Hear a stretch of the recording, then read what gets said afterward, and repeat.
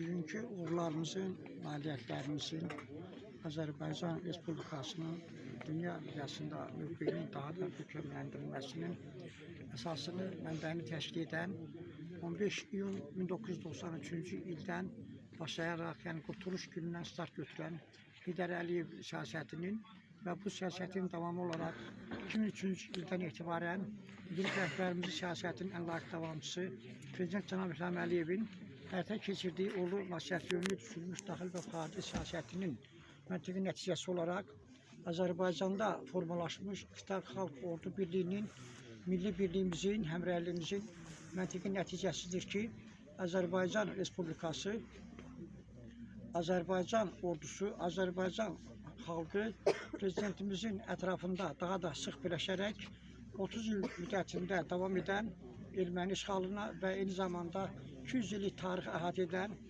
Ermənistan Respublikasının böyük Ermənistan yaratmaq ideyasının qarşısında alınması istiqamətində həyata keçirilən məqsədyönlü tədbirlər öz məntiqi nəticəsini vermişdir.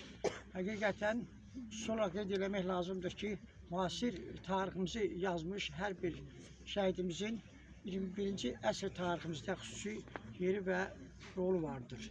Eyni zamanda bugün il mərasiminə toplaşdığımız Bruce Şəmsoğlu Yusifovun da Azərbaycanımızın müasir tarixi yazılmasında xüsusi xidmətləri olmuşdur və Qərb bölgəsində Ağdam kəndinin, Əlbəli kəndinin və Sərəkboy ərazilərdə yerləşən kəndlərimizin müasir dövrümüzdə Qərb bölgəsinin müdafiəsində xüsusi rolu vardır. Ağdam kəndi həqiqətən Tovuz rayonunda düşmənlə həmsərhəd zonada yerləşmiş kəndlərimizdən biridir.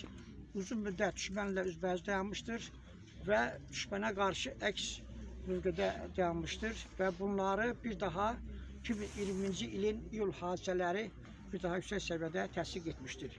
Həqiqətən Tovuz Turan Şəhid Ailələri Birliyinin rəhbəri hörmətli Elmar müəllimin də qeyd elədiyi kimi, həqiqətən hər bir məsələ özünün həllini ölkə prezidentinin ətrafında birləşməklə milli birliyimizin məntiqi nəticəsi olaraq öz həllini tapır.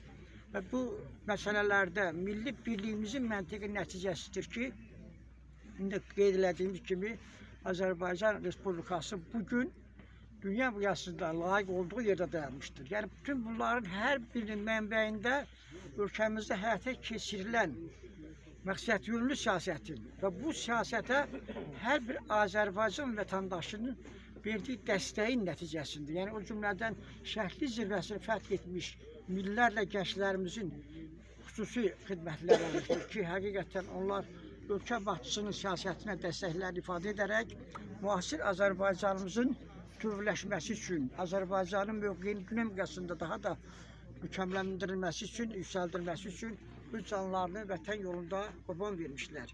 Və mən keçən çıxışlarımda da qeyd elədim ki, Ağdam kəndi həqiqətən qəhrəman kənddir və bir daha qeyd edirəm ki, bu kəndə Azərbaycanımızın Qərb bölgəsinin müdafiəsində xidmətləri nəzərə alınaraq Ağdam kəndinin əhalisinin kommunal xərclərdən azad edilməsi, bu kəndə qəhrəman kənd adı verilməsi üçün Azərbaycan Respublikasının Prezidenti Silahlı Qüvvələrimiz Ali Baş Komandanı Cənab İlham Əliyevə xüsusi olaraq buradan müraciət edirik və burada yığışan kənd sakinləri adından, şəhid ailələri adından, Şıbayat adından hörmətli Prezidentimizin doğum günü münasibəti ilə səmimi qəlbdən, ürəkdən təbrik edirik. Ona uzun ömür, can sağlığı arzu edirik ki, həqiqətən Azərbaycan Respublikası 21-ci əsr tariximizdə, dünya tarixində, bəşəriyyət tarixində mövcud olmamış dərəcədə sürətlə inkişaf etmişdir.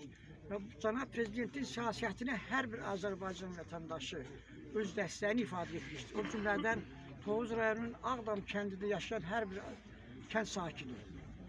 Yəni, bu məsələləri, yol hadisələri təsdiq elədi ki, qızğın döyüşlər getdiyi bir vaxtda Ağdamlıların hər biri ordu ilə həmrəy olduqlarını, dövlət başçımızla, Cənab Prezidentlə həmrəy olduqlarını bir daha təsdiq elədilər ki, həqiqətən ordunun yanında oldular. Heç kim öz yaşayış məntəqəsini, evini, obasını tərk eləmədi və başqa ərazilərə getmədilər.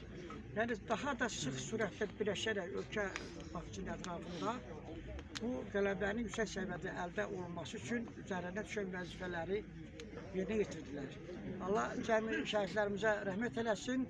Allah ordumuzu, xalqımızı qorusun. Allah Azərbaycan Respublikasının prezidenti, silahlı qüvvələrimizin ali baş komandanı Cənab İlham Əliyev qorusun. Şəhid ailələrində səbir, təmkin versin. Allah onları bu tür qəhrəmanlıqda böyüdən atalara, analara can sağlığı, uzun ömür versin.